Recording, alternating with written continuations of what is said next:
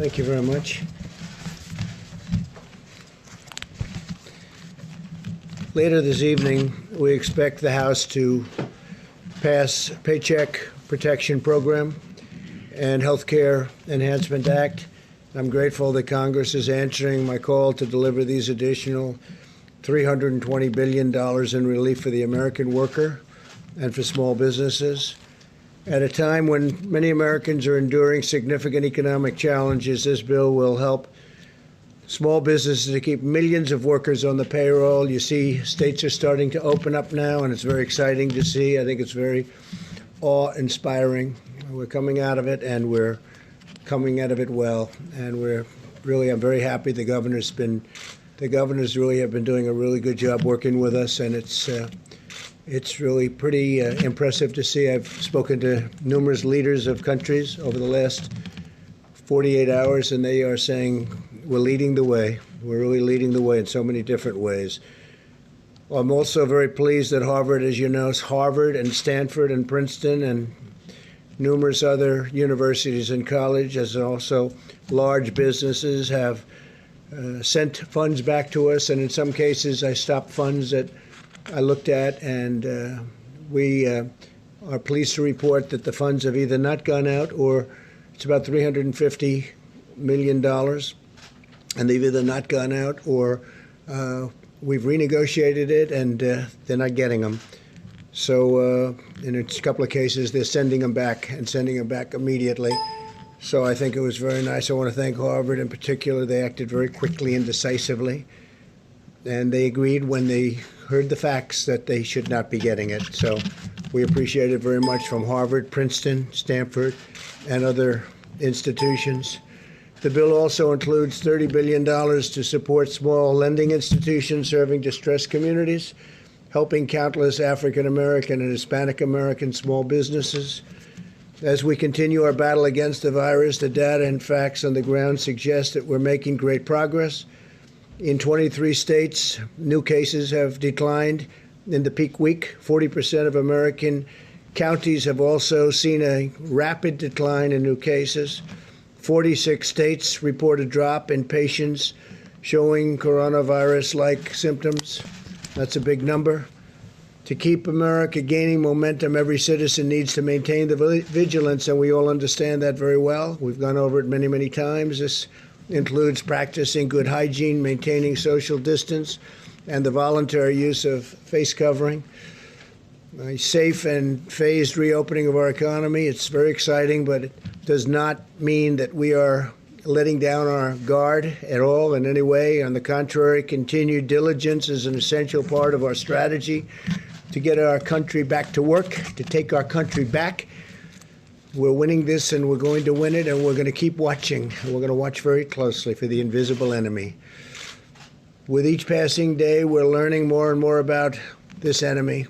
The scientists at DHS have released a report offering a number of insights about how the virus reacts to different temperatures, climates, and surfaces. The findings confirm that the virus survives better in colder and drier environments and does less well in warmer and more humid environments. I have to say that very excitingly, we're going to have somebody up. Bill will be up in just a little while. It was a great report you gave, and he's going to be talking about how the virus reacts in sunlight. You really hear the numbers, you won't even believe them. U.S. trials of the COVID-19 have been going on and have been approved in the United States, Germany, UK, and China. That's big news. And a lot of trials are going on, and we have a lot of great, brilliant minds working on this. Both from the standpoint of vaccine and therapeutics. We must be careful in all conditions, but we will get this done. We're very close to a vaccine. Unfortunately, we're not very close to testing, because when the testing starts, it takes a period of time, but we'll get it done. And I want to thank the head of DHS Science and Technology, Bill Bryant, for what he's going to be doing and what he's going to be saying, and the report that he's about to give. I think it's going to be something that nobody's ever heard. It'll be brand new information and very important information. My administration continues to leverage the Defense Production Act to dramatically increase the manufacture and delivery of critical medical supplies. We finalized 3 contracts to produce 39 million more N95 masks in 90 days. And as you know, we're also using a sterilization process, some great equipment that will sterilize the masks up to 20 times per mask. So that's like ordering 20 times more masks. And it's working very well. We just want the hospitals and the institutions where it is to use it. A lot of people don't use it. They're so used to getting a new mask, they don't want to use it. They want to go and immediately get a new one. We're asking them to use the sterilization process. Every bit as good, up to 20 times. Think of that. In addition to ramping up our domestic assembly lines, we also have airlifted nearly 750 million pieces of personal protective equipment into the United States through our Project Air Bridge, which has been an incredible thing to watch. It's really a military operation. The Vice President is now providing each governor with an exhaustive count-by-county breakdown of the privately distributed personal protection, and this is equipment and things that are incredible. It's personal protective equipment. It's incredible, and it's all brand new and at the highest level. We're getting only the highest level. And also, we're looking at essential gear within their states, and it's being delivered to different states quickly and as we speak. This way, the governors should know exactly what's being delivered through a private sector supply chain within their states, as well as through the Project Air Bridge. We're trying to get it immediately from the plane to the state. When we can't do that, we bring it into our facilities and get it to the governors. And we're getting them fast, and we're notifying them very strongly so they know it's there. Governors can use this information to quickly ensure that they get materials where and when they are needed. Today, I also want to extend my special thanks to our nation's incredible county emergency management teams who have been working relentlessly for weeks around the clock, end on end, to serve their communities, help distribute critical supplies, and save countless American lives. We salute these heroic officials on the front lines. As we continue to develop potential therapies, the FDA has recently begun a national effort to expand access to convalescent plasma donated from the blood of those who have recovered from the virus. The blood of these donors contains antibodies that can potentially reduce the severity of the illness in those who are sick, and frankly, those that are very sick. Nearly 3,000 patients are now enrolled in the Expanded Access Program, receiving transfusions nationwide. And I want to thank all of the people that recovered for what they've done. They, as I said yesterday, they raise their hand when they barely can walk, and they're saying, I want to donate blood, I want to donate whatever it is that you want, because we want to help people. It's really quite incredible. Convalescent plasma will also be used to manufacture a concentrated antibody treatment that does not have to be matched with a particular blood type. This concentrated antibody treatment could be used as a preventative measure to keep healthcare workers and other high-risk populations from contracting the virus in the first place. Very big deal. Clinical trials of these products are slated to begin within weeks, and we can maybe have a fairly quick solution. I urge Americans to get in there and keep doing what you're doing, because, again, we want those people recovering or recovered from coronavirus to contact their local blood and plasma donation center to learn how they can help. And they've been so great, and I just appreciate it. My administration has also partnered with and we have really been establishing some great partnerships with leading technology companies and scientific journals to create a database of 52,000 scholarly articles on the virus that can be analyzed by artificial intelligence. Top AI experts are now using this wealth of data to gain insights into potential therapies. And we're collaborating with tech firms, universities, and our national labs to harness American supercomputers in the search for treatments and vaccines. That search is going on, and it's being, I think you'll see in the future, you'll see it's very successful. Ultimately, it'll be a tremendous success. Great progress is being made at a rapid pace, a pace like no other. We have every hope that with the full might and resources of American science and technology, and with the courage and devotion of the American people who have been so incredible, we will end this plague, and together we will restore the full measure of American strength and power and prosperity. Our country is going to do fantastically well. You see what's going on. There is a pent-up demand in our country to get it back right where it was and maybe even better, and that's what's going to happen. So with that, I'd like to ask Mike Pence to come up. Vice President, say a few words, please, Mike. Thank you, Mr. President, and good afternoon. Today, the White House Coronavirus Task Force met, and while our hearts are with the families of those who have lost their life to the coronavirus and those who are struggling with serious illness today, our team, led by Dr. Deborah Birx, informs us that the data continues to show promising signs of progress.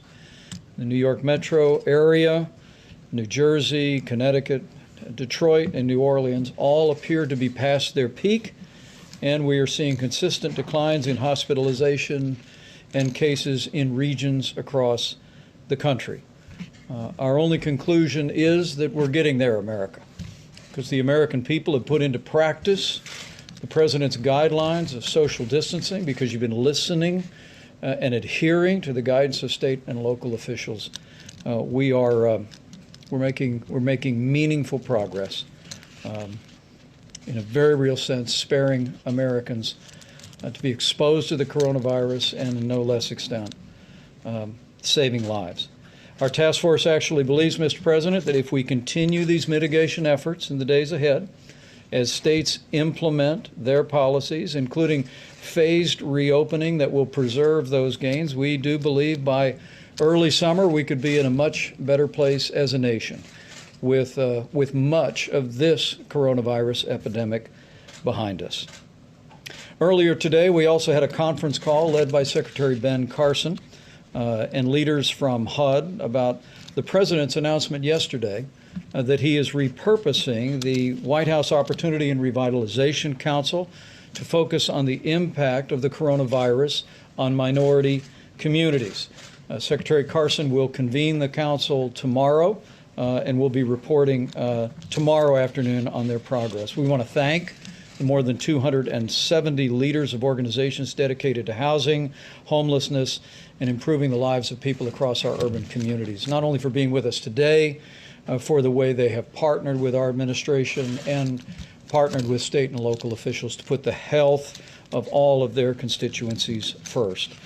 As the President mentioned, you'll receive a report that our task force received formally this week from Bill Bryant of the Science and Technology Directorate at the Department of Homeland Security.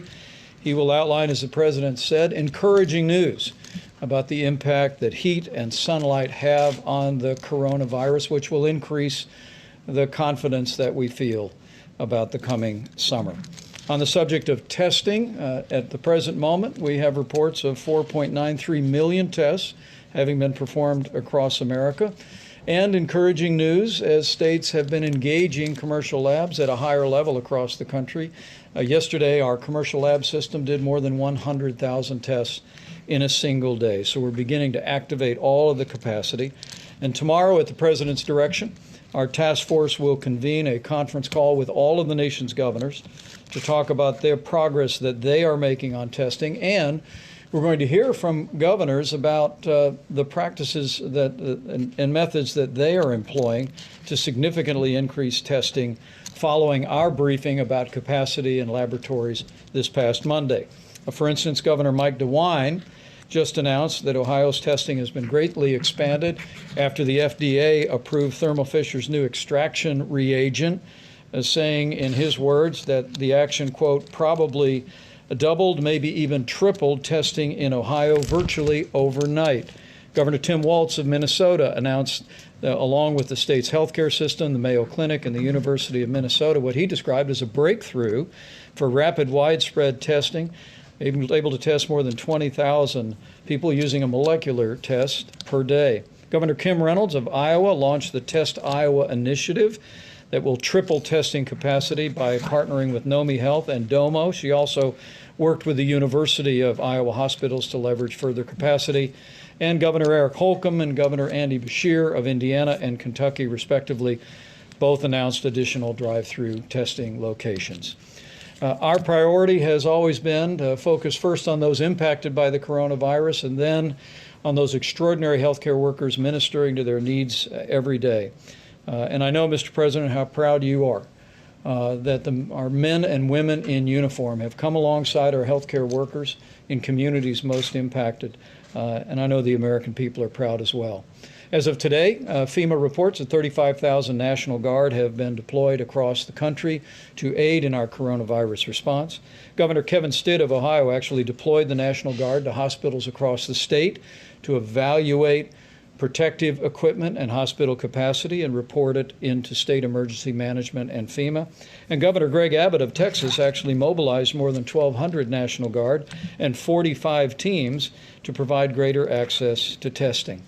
Along with the National Guard, at the President's direction today, more than 4,500 active duty military doctors, nurses, and medical assistants have been deployed across the country. Yesterday, 1,013 medical professionals in our military were actually deployed to 19 hospitals in 7 states to support those amazing healthcare workers. And with 4.4 million more Americans filing for unemployment in the past week, I joined the President in welcoming passage in the House today of the Paycheck Protection Program. It'll support working families, allow small businesses to keep people on the payroll for a period of 2 months. But it also, as the President requested, included $75 billion to assist hospitals across the country. And in that spirit, the President and I will continue to urge states across the country, given the unique burden on hospitals, we are now encouraging states to restart elective surgeries wherever possible, either statewide or on a county-by-county basis. We recognize the role elective surgeries play in finances for local hospitals, and we'll be working with states to enable that. In that vein, Governor Doug Ducey issued an executive order not long ago allowing elective surgeries beginning May 1 for hospitals that meet certain preparedness criteria. And Indiana's Governor Eric Holcomb is allowing elective clinical procedures to begin on April 21st. Finally, Mr. President, the task force received today our first report on state reopening plans. At the present moment, 16 states have released formal reopening plans. 13 of those were actually released since you unveiled the Opening Up America guidelines to our governors and to the nation last week. And to your point, Mr. President, states are beginning to make those plans. And we're encouraged to see so many states embracing the phased approach to reopening their economies that's contemplated in our guidelines for opening up America again. For instance, Governor Mike Parson of Missouri announced the Show Me Strong Recovery Plan has 2 initial phases intended to protect the most at risk. Governor Tom Wolf announced the plan for Pennsylvania that would begin May 8th, will end a stay-at-home order for just portions of Pennsylvania, but the plan, again, requires regions to have fewer than 50 new positive cases per 100,000 for a period of 14 days, and it also lays out a phased reopening roadmap. Governor Kate Brown of Oregon updated their framework for reopening, doing 3 phases, again, on a county-by-county basis, and Governor Brad Little of Idaho released Rebound Idaho in just the last few days that will consist of 4 phases and require specific criteria that Idaho and businesses need to meet to begin to reopen. Mr. President, with the guidelines to open up America again, states are making plans. And at your direction, our task force will continue to work very closely, providing them with the data, providing them with the resources to be able to implement those plans in a safe and responsible way. So with that, let me just end where I began and to say thank you to the American people. The progress that we are seeing is a testament to what all of you have done, to our extraordinary healthcare workers, to a partnership between the federal government and to state and local officials. And I'm confident it's also owing to the prayers of millions of Americans each and every day. All of that combined, we're slowing the spread. We're protecting the most vulnerable. We're saving lives. And every single day, we are one day closer to opening up America again. With that, Mr. President, I'd be pleased to call a bill forward. Bill Bryant leads the Science and Technology Directorate at the Department of Homeland Security and now will make a presentation on their recent study. Thank you, Mr. Vice President. Thank you, Mr. President, for this opportunity to do this today. Good afternoon, everybody. My name is Bill Bryant, and I lead the Science and Technology Directorate at the U.S. Security. Over the last several months, we've intensified the department's R&D efforts to identify and deliver information that informs our response to COVID-19. S&T is working to identify, develop, deploy the tools and information to support our response to this crisis. As part of our efforts, we're leveraging the unique capabilities of S&T's National Biodefense Analysis and Countermeasures Center to study the biology of the COVID-19 virus. This center is a high biocontainment laboratory located in Frederick, Maryland. It was established in the early 2000s in response to the Amerithrax attacks, and where we study, characterize, analyze, and develop countermeasures for biological threats to the homeland. We work closely with the CDC, FDA, HHS, and also our Department of Defense colleagues and many others. Yesterday, I shared the emerging results of our work that we're doing now with the Coronavirus Task Force. And today, I would like to share certain trends that we believe are important. If I may have the first slide, please. And while that's coming up, our most striking observation to date is the powerful effect that solar light appears to have on killing the virus, both surfaces and in the air. We've seen a similar effect with both temperature and humidity as well, where increasing the temperature and humidity, or both, is generally less favorable to the virus. So let me illustrate with this first slide. If you look to the right, you'll see that term half-life with a bunch of time stamps on there. First, let me tell you what a half-life is. We don't measure the virus as far as how long will it live on a surface. We have to measure the decay of the virus in terms of its half-life, because we don't know certain elements. We don't know how much a person expectorates when he spits, right? When he sneezes, whatever the case may be, we don't know how much virus is in there. So that has a bearing on how long the virus is going to be alive and active. So we measure it in half-life, because half-life doesn't change. So if you look at an 18-hour half-life, what you're basically saying is that every 18 hours, the life of the virus is cut in half. So if you start with 1,000 particles of the virus, in 18 hours you're down to 500, in 18 hours after that you're down to 250, and so on and so forth. That's important as I explain the rest of the chart. If you look at the first three lines, when you see the word surface, we're talking about non-porous surfaces, door handles, stainless steel. And if you look at as the temperature increases and as the humidity increases with no sun involved, you can see how drastically the half-life goes down on that virus. So the virus is dying at a much more rapid pace just from exposure to higher temperatures and just from exposure to humidity. If you look at the fourth line, you inject the sunlight into that, you inject UV rays into that. The same effects on line 2 at 70 to 75 degrees with 80% humidity on the surface, and look at line 4, but now you inject the sun, the half-life goes from 6 hours to 2 minutes. That's how much of an impact the UV rays has on the virus. The last two lines are aerosols. What does it do in the air? We have a very unique capability. I was discussing this with the president prior to coming out. He wanted me to convey it to you on how we do this. I believe we're the only lab in the country that has this capability. But if you can imagine a Home Depot bucket, a 5-gallon Home Depot bucket, we're able to take a particle, and this was developed and designed by our folks at the NBAC. We're able to take a particle of the virus and suspend it in the air inside of this drum and hit it with various temperatures, various humidity levels, multiple different kinds of environmental conditions to include sunlight. And we're able to measure the decay of that virus while it's suspended in the air. This is how we do our aerosol testing. We worked with Johns Hopkins Applied Physics Lab, and we actually developed a larger drum to do actually more testing, and it's 4 times the size of that. So this is the capability that we bring to this effort. So in summary, within the conditions we've tested to date, the virus in droplets of saliva survives best in indoors and dry conditions. The virus does not survive as well in droplets of saliva, and that's important because a lot of testing being done is not necessarily being done, number 1, with the COVID-19 virus, and number 2, in saliva or respiratory fluids. And thirdly, the virus dies the quickest in the presence of direct sunlight under these conditions. And when you look at that chart, look at the aerosol as you breathe it. You put it in a room, 70 to 75 degrees, 20% humidity, low humidity. The half-life is about an hour. But you get outside and it cuts down to a minute and a half. Very significant difference when it gets hit with UV rays.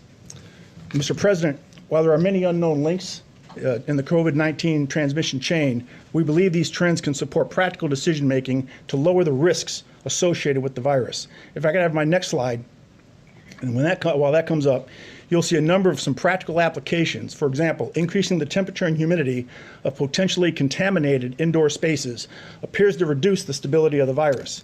And extra care may be warranted for dry environments that do not have exposure to solar light. We're also testing disinfectants, readily available. We've tested bleach, we've tested isopropyl alcohol on the virus, specifically in saliva or in respiratory fluids. And I can tell you that bleach will kill the virus in 5 minutes. Isopropyl alcohol will kill the virus in 30 seconds, and that's with no manipulation, no rubbing, just spraying it on and leaving it go. You rub it and it goes away even faster. We're also looking at other disinfectants, specifically looking at the COVID-19 virus in saliva. This is not the end of our work as we continue to characterize this virus and integrate our findings into practical applications to mitigate exposure and transmission. I would like to thank the President, thank the Vice President for their ongoing support and leadership to the Department and for their work in addressing this pandemic. I would also like to thank the scientists, not only in S&T and the NBAC, but to the larger scientific and R&D community. Thank you very much. Bryant. Mr. Bryant. Thank you very much. So I ask Bill a question that probably some of you are thinking of if you're totally into that world, which I find to be very interesting. So supposing we hit the body with a tremendous, whether it's ultraviolet or just very powerful light, and I think you said that hasn't been checked, but you're going to test it. And then I said, supposing you brought the light inside the body, which you can do either through the skin or in some other way.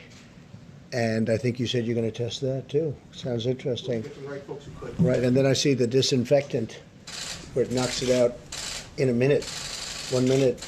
And is there a way we can do something like that by injection inside or almost a cleaning? Because you see it gets on the lungs and it does a tremendous number on the lungs. So it'd be interesting to check that. So that you're going to have to use medical doctors with. But it sounds interesting to me. So we'll see. But the whole concept of the light, the way it kills it in 1 minute, that's pretty powerful.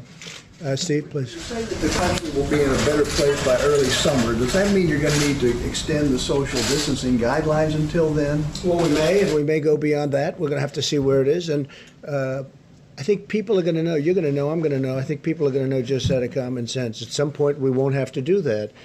But until we feel it's safe, we're going to be extending. You have 23 cases where 23 states where new cases are on decline. What does that mean about when the country can be safely reopened to a more normal point? Yeah, but it means we're going to watch those cases very carefully. I think we've all gotten very good at it. We've gotten good at tracing. We see where the cases are, where they're going, and we're going to be watching it, and it's called containment. At a certain point, we're going to be able to contain. And, when you see this, a lot of people have been talking about summer. Maybe this is one of the reasons. I once mentioned that maybe it does go away with heat and light, and people didn't like that statement very much. The fake news didn't like it at all, and I just threw it out as a suggestion. But it seems like that's the case, because when it's on a surface that would last for a long time, when that surface is outside, it goes away very quickly. It dies very quickly with the sun. Yeah, go ahead. You said yesterday that you're going to look into Senator McConnell's suggestion for allowing states to declare bankruptcy versus the aid. Yeah, we'll look into it, and I have been looking into it. I've been talking to a lot of the different senators, but I don't want to talk about it now. That was a very interesting presentation. Go ahead, Jim. Well, I wanted to talk about McConnell's suggestion that aid to the states amounts to a I just blue- told you I'm not talking about it to a now. I'll blue- talk about it later. I'd like to talk about something that right now is of more interest to Could people. I ask Mr. Bryant a question? Yeah, sure. Thank you. When you started your presentation, you described this as an emerging result. Does this mean your study is conclusive? Is there more work to do? We're continuing that. For example, on the aerosol side, you notice the figures were 20% humidity. We're looking at higher humidity levels. We would expect that would even have a greater impact on the virus. We're looking at other types of disinfectants. And so we're as a scientific community, we're continuing to study the virus to understand its characteristics. Mr. Bryant, can you explain why some hot spots we've seen in the U.S. are hot and humid? like New Orleans, for example?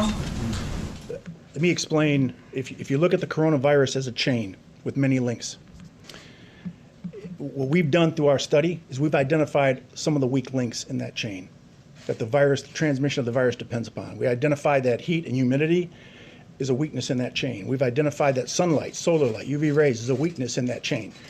That doesn't take away the other activities, the guidance from the White House, the guidance from the CDC and others on the actions and steps that people need to take to protect themselves. This is just another tool in our tool belt, right? Another weapon in the fight that we can add to it. And in the summer, we know that summer-like conditions are going to create an environment where the transmission can be decreased, and that's an opportunity for us to get ahead. But the president mentioned the idea of cleaners, like the bleach and isopropyl alcohol you mentioned. There's no scenario that could be injected into a person, is there? I mean, No, I'm here to talk about the findings that we had in the study. We don't do that within that lab, at our labs. So how do you? Are we simplifying too much? We're talking about almost a cleaning, sterilization of an area. Right. Maybe it works, maybe it doesn't work, but it certainly has a big effect if it's on a stationary object. Okay. So how do you? Are we simplifying too much by saying that it'd be better with the warmer weather and the sun coming out more and more, that people would be outside than staying inside their home, confined to the four walls of their house? It would be irresponsible for us to say that we feel that the summer is just going to totally kill the virus and that if it's a free-for-all and that people ignore those guides. That is not the case.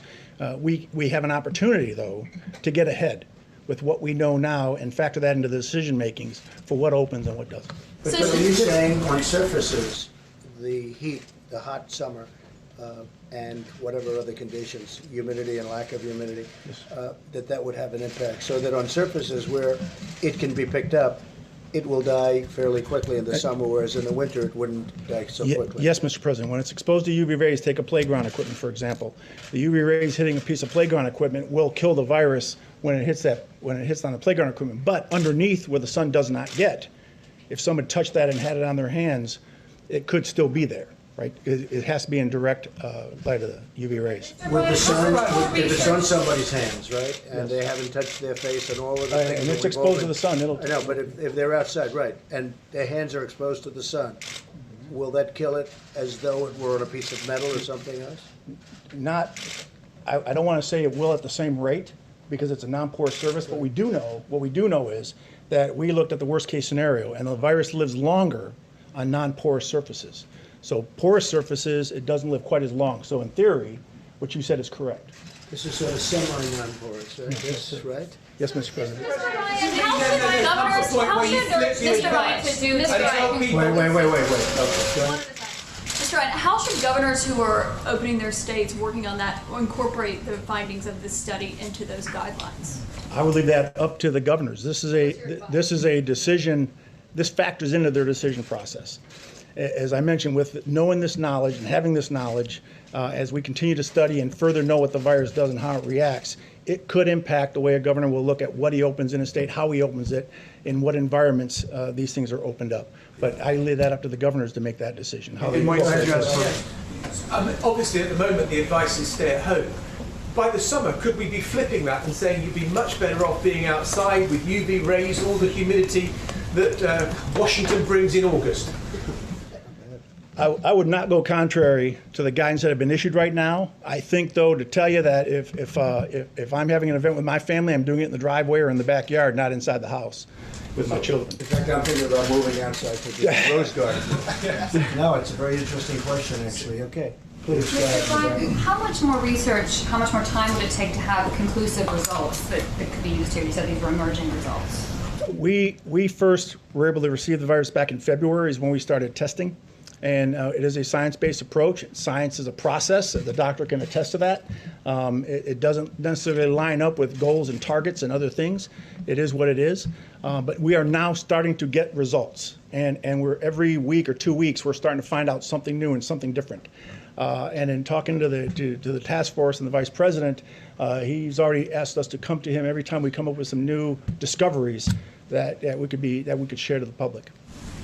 Phil? Yeah, sir, have you compared notes with your counterparts in other foreign governments or in private industry who might have been studying the same thing, and do their findings show the same result that you found here? We do have a very good partnership with a lot of our allies. We work closely with them on this particular topic. We actually authored a document called the Master Questions List. If you go to DHS-S&T's website, we've already had about 17,000 hits on this document. It actually outlines what all the countries in the world are doing to fill the certain gaps of knowledge that don't exist within the virus and what we do know. And that is really what targets and drives the science community to say, okay, what don't we know now, so we don't duplicate what other people have done. So we've championed that document. It's well referenced, and I would encourage you to look at that. And we are working with other countries on vaccines, as you know.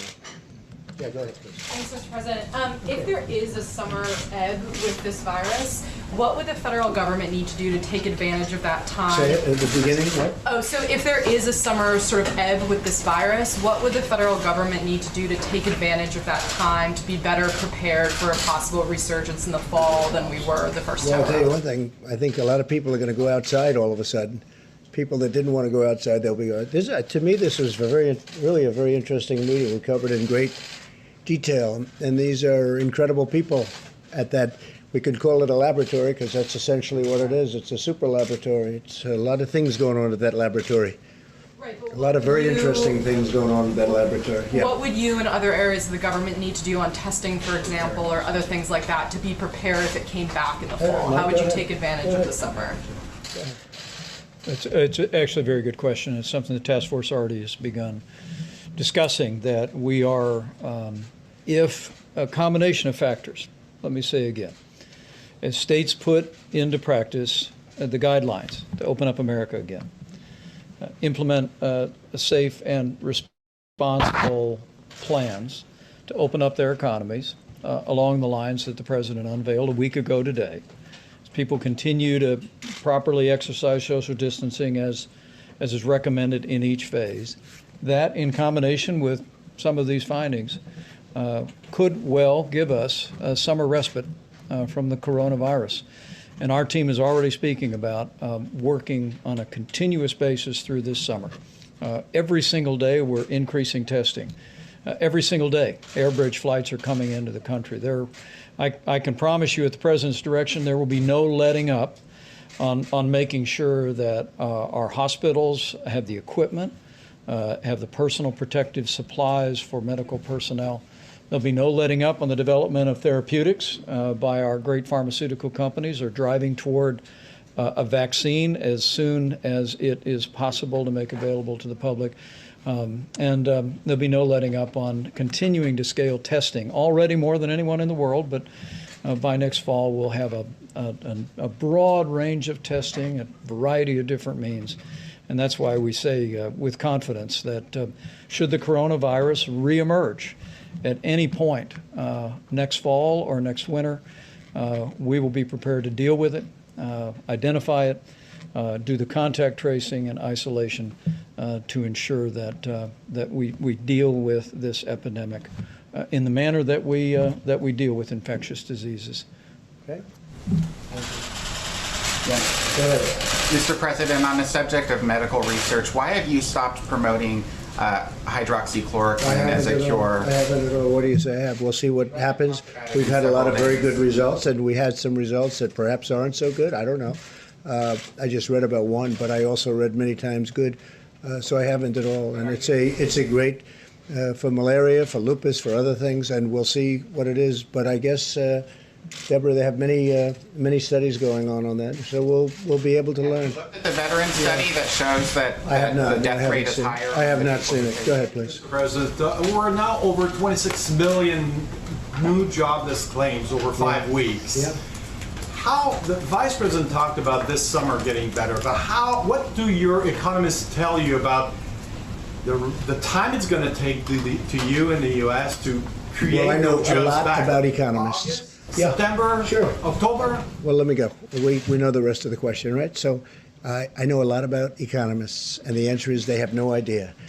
I think I have as good an idea as anybody, and I think our economy will start to pick up very substantially as soon as the states get open, and that's happening as we speak, and it's actually very exciting, and people are just thrilled to see it, because our country has to get back to work. They want to get back to work. You see that, whether it's a demonstration or just in talking to people. They're going to get back to work, and they're going to get back to work very fast. States are advanced. I look at Gavin Newsom was very nice today. He wrote a beautiful statement about we sent him a lot of things that he needed. Okay, different things that he needed. We got it taken care of. They've done very well in California, as you know. They're doing really well in Florida. They're doing well in a lot of places. New York and New Jersey got hit very hard. They're doing very well. I spoke again with Governor Cuomo, with Governor Murphy. They're doing a great job. And here's the thing: we have to see they got hit hard. Everyone close together, tight in. People don't realize New Jersey is very tight. You realize that because you've been covering it for a long time, but very tight. New York obviously is very tight. They're doing a terrific job. I think for the most part, I'll be able to tell you when it's all over, but a lot of the governors have done a really terrific job. Some I don't think have, to be honest, but we'll be talking about it in the future. Yes, go ahead. Thank you, Mr. President. In a new interview today with Time Magazine, Dr. Fauci said that the U.S. is not in a situation where we can say we are where we want to be with regard to testing capacity. He said we need much more testing capacity as well as tests. So why do you keep saying we have a tremendous testing capacity? And do we have a national strategy that goes beyond tracking just what the states are doing? The answer is yes, and the answer is, as you know, and as I've said many times, we're very advanced in testing. Other countries are calling us to find out what are we doing. And by the way, within 2 weeks, you'll see numbers and you'll see different forms of testing, just like we came up with the Abbott Laboratories machine, which gives it to you in 5 minutes that everybody wants. Everybody's asking, can we get that? But you can only make them so fast. But as you know, we've done more testing than every other nation combined. And that's a big statement. And, you know, when they talk about different tests and different things, we're also a bigger nation than most. And so when they look at statistics, because statistically we're doing phenomenally in terms of mortality, in terms of all of the different elements that you can judge. When you look, Germany and ourselves are doing very well. We are very accurate in the reporting of numbers. In fact, I'll go a step further. As you know, in New York, they actually added quite a few deaths to a list that was done in New York. And they added a number of deaths. We're very highly accurate. And then you'll look at certain lists of other countries. Some are so obvious just to look at, where obviously the number is ridiculous in the form of low, because they're not accurate counts. They're not even close to accurate counts. In fact, they're insulting to look at them. So we've done very well. Again, testing, we're doing very well on testing. We've tested far more than anybody else anywhere in the world. And within a short period of time, you'll be hearing about new tests that are coming out that are going to be incredible. Steve, Dr. Fauci, that we're just not there yet? No, I don't agree with him on that. No, I think we're doing a great job on testing. I don't agree. If he said that, I don't agree with him. Yes. Considering ways to ramp up production of that Abbott rapid test. Yeah, well, they're doing it. I'll tell you, Steve, they're doing it at a level that they've never done it before. Abbott is a great company. It's a very big, highly respected company. They came up with this machine where you do it. I've done it both ways. I've done it this way, and I didn't like it, and I've done it the Abbott way, where you literally just touch, and 5 minutes later you know the answer. And we use them in the White House. I think you folks have been given that opportunity, which is much more pleasant than the first way that they looked at you, right? We're making them hundreds of thousands of machines. The advantage to the other tests and the laboratory tests, so we can get millions and millions of those tests done. It takes a day or 2 days, but, you know, because it's really a delivery situation more than anything else. The test itself goes quickly once it gets to the laboratory. But as we have found, and as we have, I think, shown everybody in the room, we have many laboratories. We have so many laboratories. Nobody, a lot of the governors did not know that we had this capacity, but we have many laboratories all over our country. Every state has laboratories, and some have a lot of them. So I think we will come up with things as time goes by. Again, when I started, we started with nothing, essentially. We started with a broken test, a test that didn't work. We started with a test that did very few people, not millions of people. The problem is if we did 350 million tests, one for each person, the media would say, oh, you should have done 2 for each person. No matter what you do, it doesn't make any difference. It's just like the ventilators. I talk about it all the time. Nobody ever mentions ventilators. One of the hardest things are ventilators. And now we're making thousands a week, thousands of ventilators. And they're calling from Mexico. They're calling from many countries. I've received today 4 calls. Would it be possible to send ventilators? All right? I got 4 calls today. I got 3 calls yesterday. No country is equipped like we are. We have 11 different places making ventilators. Our country, as you know, doesn't need them now. Our governors are very happy. But that's different than tests, because with the tests you can always say, oh, we need more. No, I think we've done incredibly well obviously with ventilators. We also have 500 million masks that are very shortly going to be here. We've made millions of masks. We have ordered millions of masks that have arrived and been distributed. We gave one hospital in New York City 300,000 masks. Before the virus, they were using 10,000, and now we got them 300,000, and they got rid of them very quickly, which I sort of say, how did that happen? Why? Because they became very valuable, the masks. So I say, how did that happen?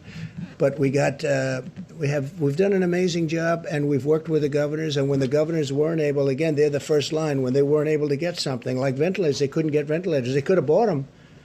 You could have bought them, but many of them chose not to. So they all needed ventilators. We got the job done. I'll be introducing the team when we're finished with this whole nightmare, this whole curse, this whole plague. But the team that worked on the ventilators was incredible. And the team that and it's a little bit interchangeable, but the team that's working on the testing is truly an incredible team. These are brilliant people. And they're doing it for the country. They're not doing it for other reasons. Some have been very successful. They're doing it for the country. Mr. President, yes. The House has now passed, since you were here, the relief bill. Right. I'll be signing it probably tonight. As you know, there's no aid to states and localities in that bill. Mitch McConnell, of course, has talked about states seeking bankruptcy protection. His office referred to this as the idea of aiding states as a blue state bailout. What do you say to that? Do you agree with that, or do you agree with Governor Cuomo that is a vicious attack on these states? I don't think it's a vicious attack, but certainly some people do look at it that way. I've spoken to Mitch about it. I've spoken to numerous senators about it. And we're working with senators that are on the other side of the issue, and we'll see what happens. But we're looking to do what's right for the people of this country. We're looking to do what's right for a particular state, and we'll see what happens. But it's certainly the next thing we're going to be discussing, because some states have, in all fairness, John, some states have not done very well for many years, long before the virus came. You know, you can't blame the plague, this horrible plague that came in, and all of a sudden, you know, they can't blame that. You look at Illinois. He's got a lot of problems long before the virus came in. And so we'll be talking about it. It'll be a subject for a period of time. And right now we've made this incredible deal for the workers and for small business. And I'm very happy that Harvard didn't get covered. We actually never sent them the check. But they were very nice about it. We never sent them the money. The old-fashioned way is the check. The new way is send them the money. And we didn't send them the money. And but they were very understanding, and they were very nice about it. So was Princeton, so was Stanford, so were a number of other schools that you just don't associate with this money. So were big companies, as you know many of them. It was a relatively small amount of money compared to the whole, very small amount of money compared. But we wanted to be fair. We wanted to go to the people that it's supposed to go to. Are you open to this idea of state and local? I'm open to ideas that are going to be great for the people of this country. And if we can help states, we're always going to help states. Now, there's different ways of helping states. Some ways are better than others. So we're looking. It is interesting that the states that are in trouble do happen to be blue. It is interesting. You know, if you look around, I mean, the states that seem to have the problem happen to be Democrat. And New York and New Jersey got hit by this, but New York and New Jersey were in a lot of trouble long before the plague came. And they were, they had a lot of problems long before the plague came.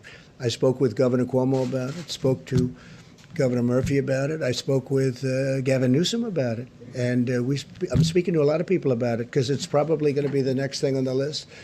A lot of people understand very well what Mitch is saying, and they also understand the other side of the problem. And I'll be speaking about it. We're going to do the right thing for our country, the right thing for our country, and the right thing for a lot of great people. Okay? Yeah, please. Mr. President, after the presentation we just saw about the heat and the humidity, is it dangerous for you to make people think they would be safe by going outside in the heat, considering that so many people are dying in Florida, considering that this virus has had an outbreak in Singapore, places that are hot and are humid? Here we go. The new headline is Trump asks people to go outside. That's dangerous. Here we go.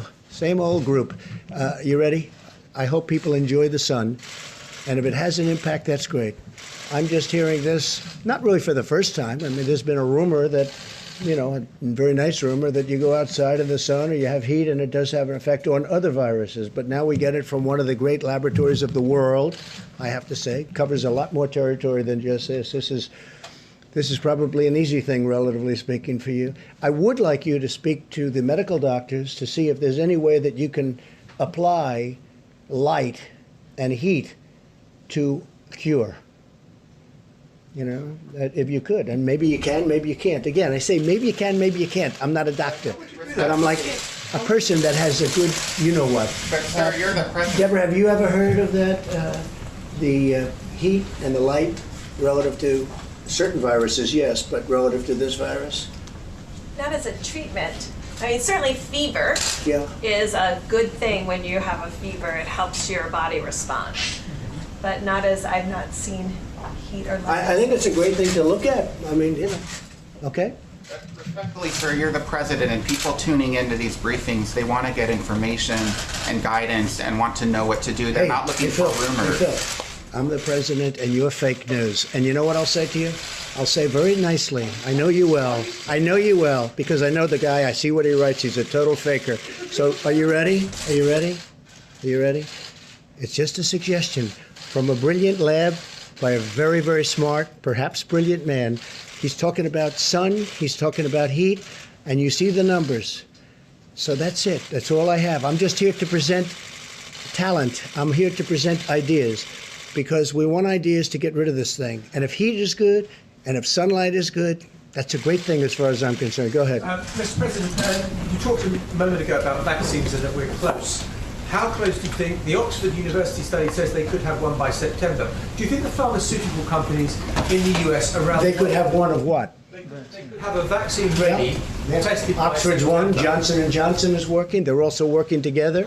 You have many companies working together on a vaccine. But then do you think they can scale up production and the pharmaceutical companies will be able to do that quickly? We'll scale it up. If we had a vaccine, it'll be scaled up very quickly. In fact, some of the companies, Johnson & Johnson is one, is scaling up already before they have the final answer. A number of companies are doing that. You'll save a lot of time. The normal is you scale up after. I have to say the FDA has been fantastic. Stephen Hahn, Dr. Hahn, has been fantastic. They're moving along rapidly. Would you say, would it put a time scale on when you No, think I don't want it's- to put a time scale, because then the media, the so-called media, lamestream media, will say, he said a time. I don't want to say times, because every time I say a time, if you don't hit it, they'll say. So I don't want to talk about time. But I will say that there's been tremendous progress made over the last month. And can I just ask a very quick question? You spoke to Boris Johnson this week. I just wonder how he sounded, how he was. When do you think he'll be back at work? He called me a few days ago. I will tell you, he sounded incredible. I was actually surprised. I thought it'd be like, oh, Donald, how are you? He was ready to go. I'm very surprised to tell you this. It's like the old Boris. Tremendous energy, tremendous drive. I was very surprised, because he called me almost, pretty close to when he got out of the hospital. I think he's doing great. He was so sharp and energetic. Pretty incredible. He's an incredible guy. He's a friend of ours and a friend of mine. He loves our country. He loves his country a lot, but he loves our country. He respects our country. And they're lucky to have him over there. Please. Mr. President, you a couple days ago said that you might reach out to Kim Jong-un directly, but also that you were working to find out if those reports about him being in possible medical trouble were true. I'm wondering if you've either... I hope he's not in medical trouble. I hope he's not. Have you heard anything from I've North gotten Korea? along very well with him. And, here we are. You would have been in a war with North Korea if I didn't get elected president. Remember, I was going to be the one that took us into war my first day in office, okay? Here we are. Look at what's happened. Withdrawal. We're bringing people home. We're not going to serve as policemen all over the world. I don't want to be policemen all over the world. But have you been able to leverage And yet I've relations- rebuilt our military to a level that it's never been built at before. Have you been But able it's to get never more information? recognized by the fake news. Go ahead. Have you been able to use that relationship to get more information about his status? I think the report was incorrect. Let me just put it that way. I think the report was done by a network that was incorrect. I'm hearing they used old documents, but that's what I hear. I hear the report was an incorrect report. When was the last time I hope it was an incorrect report. When was the last time you heard from him? I don't want to say. Yeah. You pointed to me. Just a quick question about that. So you haven't made any contact, though, just to make sure. With who? The North Koreans. I don't want to say. I won't say that. Okay, We have so- a good relationship with North Korea, as good as you can have. I mean, we have a good relationship with North Korea. I have a good relationship with Kim Jong-un, and I hope he's okay. And somebody would say, oh, that's terrible. No, it's not terrible. I hope he's okay. And I think it was a fake report done by CNN. Can I ask you a question? What do you have? Go ahead. No, that's enough. Go ahead. Can I ask? But that wasn't my question. The problem is you don't write the truth. So, as far as I'm concerned, I want to go to the next Can I question. ask you a question about? No, not CNN, please. Go ahead. The White House has not You don't. responded to these I told you. allegations from this Bryant. CNN is fake news. Don't talk to me. Go ahead, please. But he says he was retaliated against, and that's why he was removed from his job. Do you have a response to that? Okay, next question. Mr. President, I have two questions, one on behalf of a colleague who's not here because of social Just distancing. ask one, please. First one, could you talk about your decision-making process with the Over my governor what? of Georgia? You yesterday The controversy? said... Well, you said yesterday that you told the governor of Georgia I you were did. concerned. I had a good about- talk with the governor of Georgia. Earlier in the week, you spoke and you did not convey this kind of message. Was there a I change did in your convey thinking? the message. I didn't like the fact that he's leaving certain things. I want the states to open more than he does, much more than he does. But I didn't like to see spas at this early stage, nor did the doctors. Is that a correct statement, Deborah? I didn't like to see spas opening, frankly. I didn't like to see a lot of things happening, and I wasn't happy with it. And I wasn't happy with Brian Kemp. I wasn't at all happy because, and I could have done something about it if I wanted to, but I'm saying let the governors do it. But I wasn't happy with Brian Kemp. Spas, beauty parlors, tattoo parlors, that. And by the way, I want them to open. Oh, excuse me. I want them to open, and I want them to open as soon as possible. And I want the state to open. But I wasn't happy with Brian Kemp. I will tell you that right now. Yeah, go ahead. So are you surprised he defied you on that? Because No, you he made it didn't. clear. No, he didn't defy me at all. That's your language. He didn't defy me. You know what happened? I said, you make your own decision. I told him that. I said, you're not in the guidelines, but I'm letting you make your own decision. But I want people to be safe, and I want the people in Georgia to be safe. And I don't want this thing to flare up because you're deciding to do something that is not in the guidelines. And I went to Deborah and Dr. Fauci and other people, and they weren't thrilled about it. And I could have stopped them, but I decided, and we all agreed, they got to watch it closely. So we'll see what happens. I told him very distinctly, I said, Mike was there, I said, you do what you think is best. But if you ask me, am I happy about it? I'm not happy about it, and I'm not happy about Brian Kemp. Go ahead. A question for Dr. Birx, if I may, Mr. President, about the rate of the decline of the curve in the U.S. You and the Vice President tonight talking about meaningful progress, promising progress. Could you speak to the rate of decline of cases in the U.S.? If we could do it quickly, that'd be great. If you're satisfied with the decline. You have to ask the question, but you do see it. And if you have any information from other countries that would inform us about the decline. Yeah, so many of you, and I've spoken to all of you from this podium about there's weekends difference in reporting, often a spike on Monday. If you look at Mondays over Mondays, if you look at 7-day reporting, we are starting to go down. We had a long flat peak, largely driven, of course, by New York, which is about 45% or so of the cases. As New York goes down, so will the rest of the country have a decline, even more accelerated. I want to say, though, we have had outbreaks. We've had outbreaks in specific prisons. We've had outbreaks in specific nursing homes. We've had outbreaks in specific plants. And when that happens, that adds 200, 300, 400 cases on that single date. So we track very carefully not only what the country's doing, but what each state is doing, each county is doing, and we look at delta changes across all of the counties so that we find early warning signals for these types of outbreaks, because we want the whole country to go down, but we also want to prevent the outbreaks before they occur. Mr. President? Go ahead, please. Yes, thank you. Looking forward to November, the election. Given the risk that the flu and the coronavirus there could be a problem. Do you think there is a risk that there will be lack of agreement, lack of legitimacy to the results in a very close election, and people start saying, well, a whole bunch of people couldn't go and vote because they were scared? I can't tell you what's going to happen in an election. Yeah, a great question. I can't tell you what's going to happen. We have a sleepy guy in a basement of a house that the press is giving a free pass to, who doesn't want to do debates because of COVID, and lots of things are happening, right? And I watched a couple of interviews, and I say, oh, I look forward to this. But they're keeping him sheltered because of the coronavirus. And he's not moving around. He's not moving too much. And then I watch what the press does to the Republican Party, and to me in particular. We had the greatest economy ever put together. We were doing, this is a month and a half ago, we were doing numbers likes of which we've never done. African American, Asian American, Hispanic American, best employment numbers ever in the history of our country.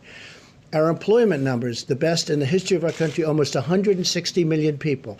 The stock market, record numbers, many, many times during my tenure, many, many times. But now we have a country that we had to close because of this. And frankly, if we didn't close it, we would have lost millions of people possibly, but certainly we would have lost 1 million people. You take the high number and cut it in half again. But whether it would have been 600, 700, 800, you take a look at the travesty that there is. You take a look at this horrible, horrible scene of hospitals with bodies and black body bags, right?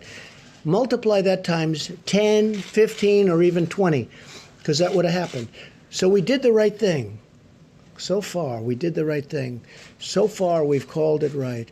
We've mobilized like it was a military operation, and it was largely a military operation between ventilators and testing and so many other things. And we've had a lot of good partners, not all good partners, but we had a lot of good partners. Gavin Newsom today thanked us very much. Gavin Newsom, California, thanked us so much for getting him all the things that he needed so he can keep going and keep doing a good job. We got it to him today. Tomorrow we're getting him even more.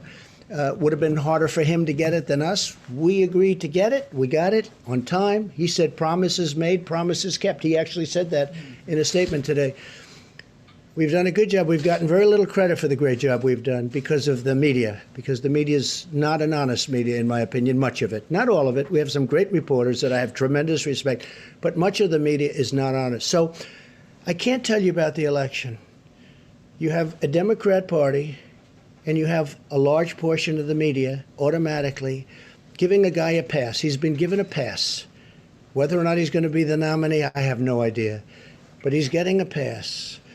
And the media isn't covering the great job that we've done, whether it's Mike's task force, which has been incredible, whether it's the way we mobilized in a warlike operation to build these incredibly complex and very expensive ventilators. They're very expensive to build and very complex.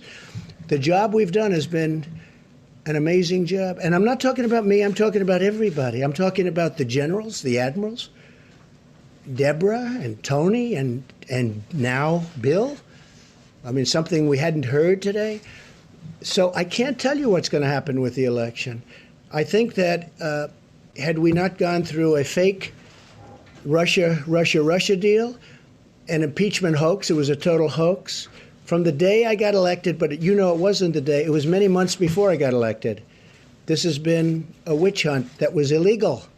It was an illegal witch hunt. It was illegal. And with all of that, I'm doing fine because the people see we're doing a great job. And you know what? We'll continue to do a great job. If we had an honest press, this country would be even greater. Thank you. Thank you very much. Are you concerned about another whistleblower complaint, Mr. President? That's what Rick Bryant says he's going to file. Are you concerned about that?